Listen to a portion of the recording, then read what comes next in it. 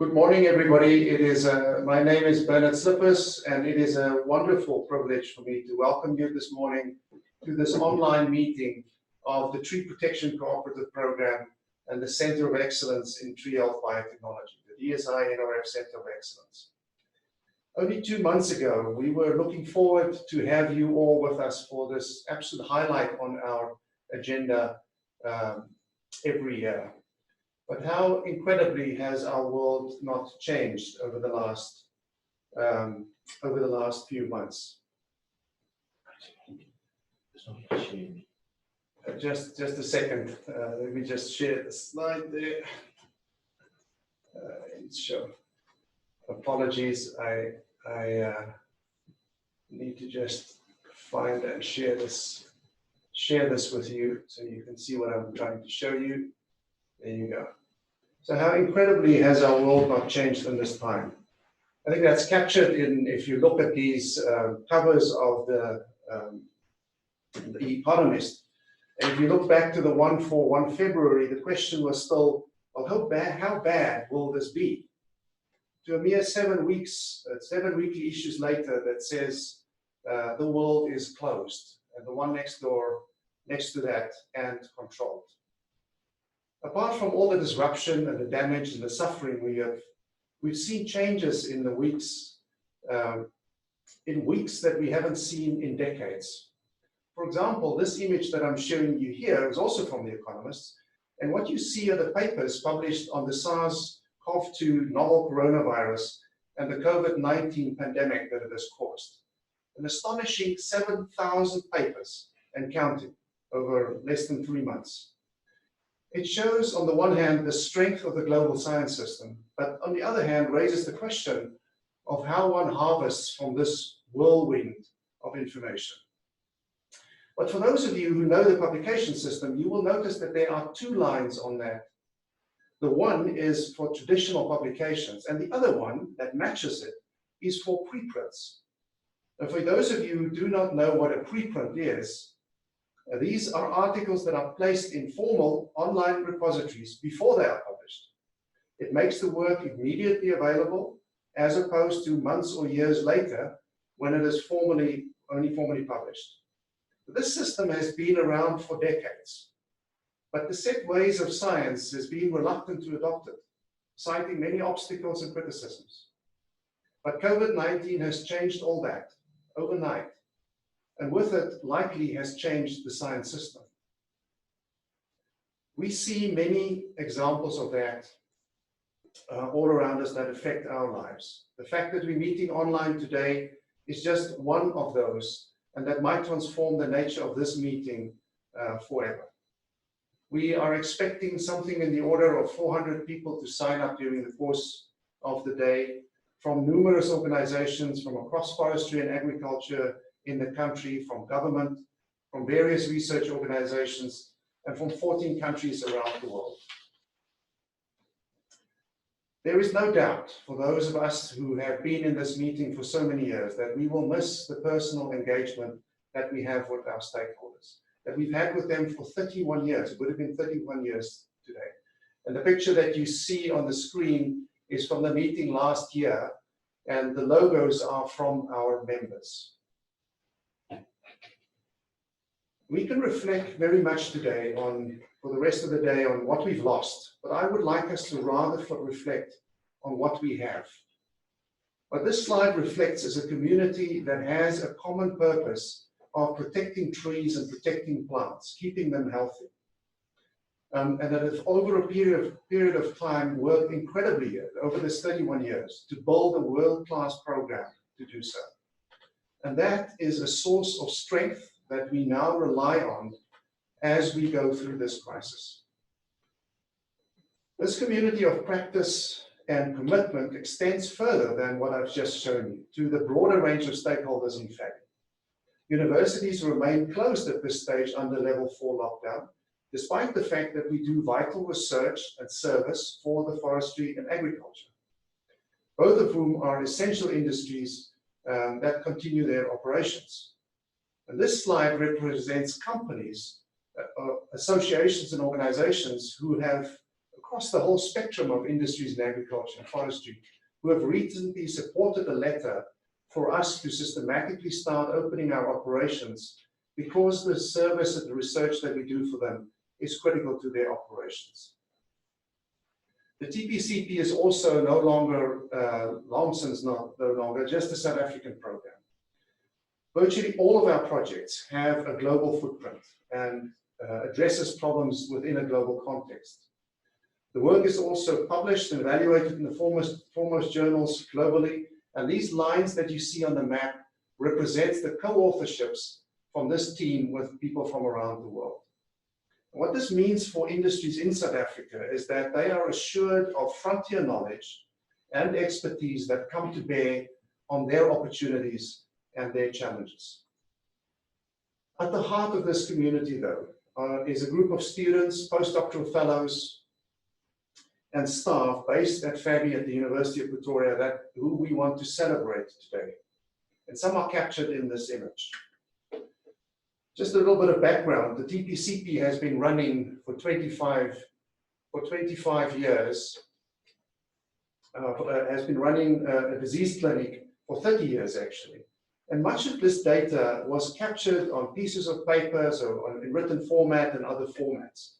But our work is moving over to modern databases that can be analyzed and that can be shared, including interfaces such as an app that we're developing for our industry partners. But this data needed to be captured, and we could call on this team of people who over months and in 10 sessions such as this would sit down and capture the over 25 years of diagnostic clinic data that wasn't in an accessible format yet.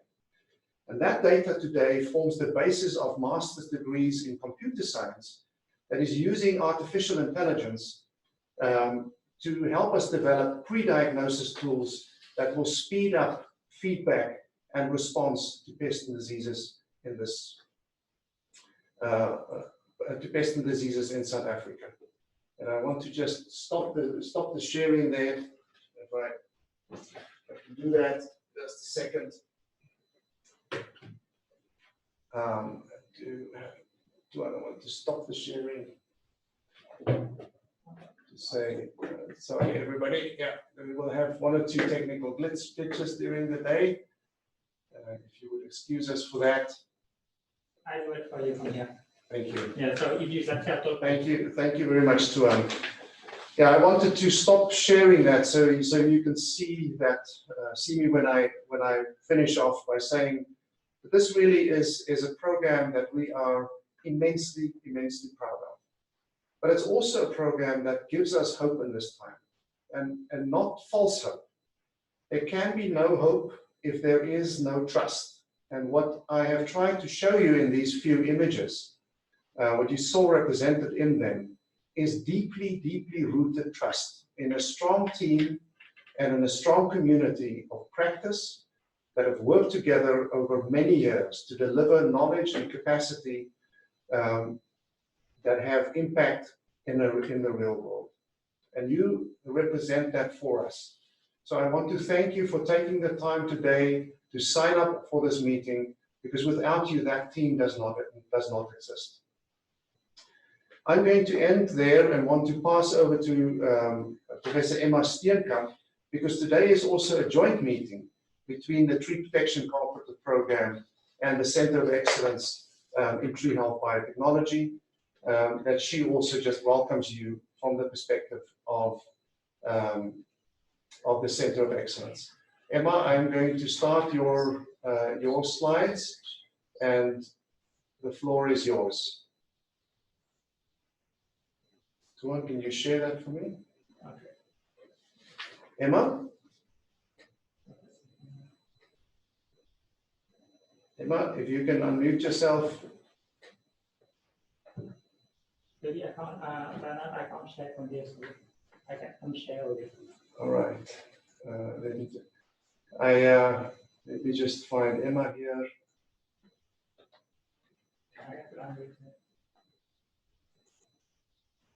Emma?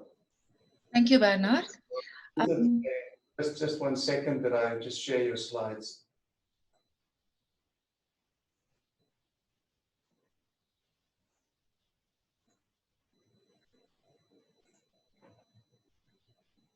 All right. Over to you. Thank you, Bernard. Good morning, everyone. A very good welcome, good morning and welcome from my side also to this exciting event. I am Emma Steenkamp and I'm the Director of the DSI NRF Centre of Excellence in Tree Health Biotechnology.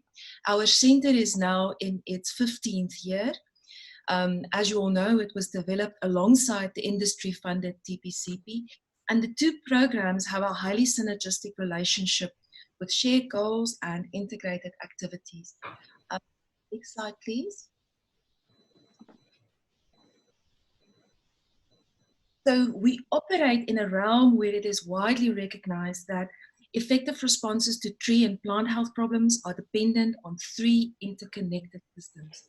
One, basic and applied research in the tree or plant health domain.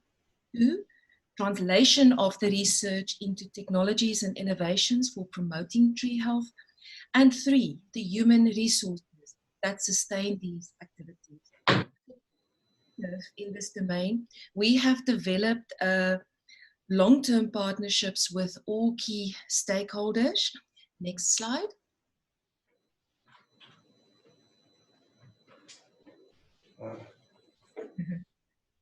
Sorry, Emma. There you go. Fine, thank you. Sorry. So here I summarize our partnerships using this visual triangle structure. So where the University of Pretoria provides the physical infrastructure and academic personnel for our activities, the forestry industry provides funding for our research and the technologies developed, and government funding is used mainly for supporting postgraduate training through bursaries. So in a post-COVID-19 world, industry, university and government partnerships such as this will remain important, but they will likely become even more crucial.